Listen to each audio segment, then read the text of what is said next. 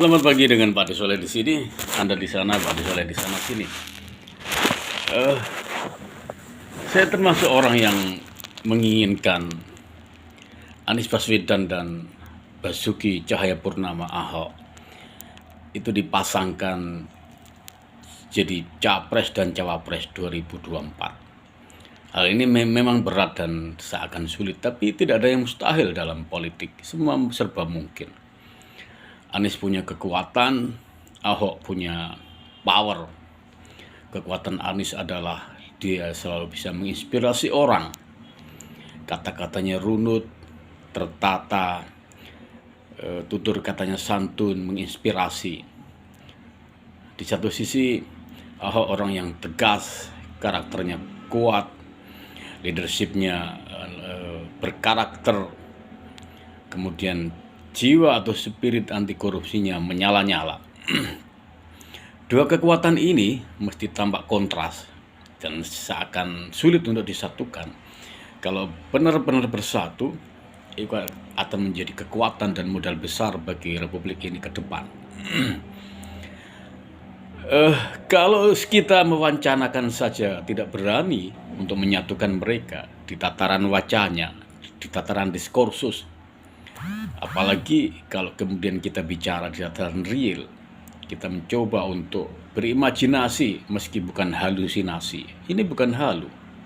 Orang berimajiner dan politik itu ruang imajiner, ruang berimajinasi, ruang untuk orang merekayasa atau memasang-masangkan. Itulah politik. Itu sekaligus untuk uji tes nasionalisme kita, seberapa besar bangsa ini, terutama mereka yang disebut dengan pribumi, Jawa, Sunda, Betawi, Batak, Medan, Padang, Palembang, kemudian Madura, Banjar, Bali, Papua, Sulawesi, Nusa Tenggara, serta suku-suku lain, seberapa besar mereka bisa menerima tokoh sekelas Anies Baswedan meskipun wajah harapnya tidak bisa ditutupi, atau kemudian tokoh sekelas Basuki Cahayapurnama yang juga wajah Tionghoanya juga tidak bisa dipungkiri. Justru itulah tes kita, tes case kita sebagai nasionalis, sebagai NKRI, sebagai satu bangsa, sebagai satu bahasa. Jadi kalau ini sukses, ini lulus meski tanpa sekedar imajinasi, saya yakin bahwa persoalan bangsa ini selesai. Dua tokoh ini adalah titik kristalisasi kontroversi. Dua tokoh ini sekaligus muara dari apa yang disebut dalam istilah politik itu adalah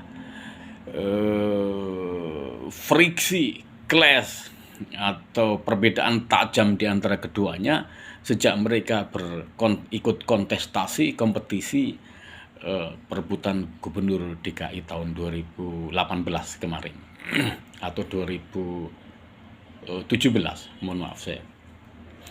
Nah, kalau kemudian itu kita dorong, partai-partai politik mulai memasarkan, atau kemudian mereka berdua mulai mencoba untuk memasang-masangkan, terlepas bahwa Ahok pernah menyandang status sebagai orang yang pernah dipidana, itu soal lain. Tetapi undang-undang bisa diubah karena menurut Subkala hanya kitab suci yang tidak bisa diubah. Kita mencoba untuk mendorong mereka berdua untuk bersinergi, berdialog, berdiskusi, untuk saling sambung menyambung statement dalam konteks yang konstruktif dan positif. Bukan saling serang atau saling melemahkan, bukan selalu kontradiksi, atau kemudian kalau Anies berjalan Ahok ke timur, atau ketika Anies ke kanan dan terus-menerus saling menyerang. Kita tidak menginginkan itu, dan kita menyaksikan itu juga cukup berat. Kita ini warga bangsa selalu mencontoh, berteladan pada para pemimpin. Kalau pemimpinnya itu bisa mencerminkan persatuan Indonesia, yang di bawah itu sangat mudah.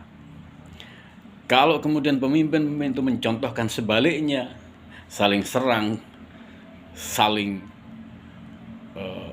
menjatuhkan di depan publik, menertawakan kebijakan yang lain, mengecilkan prestasi yang lain. Kapan kita bisa mencontoh, meneladani yang baik-baik? Demikian.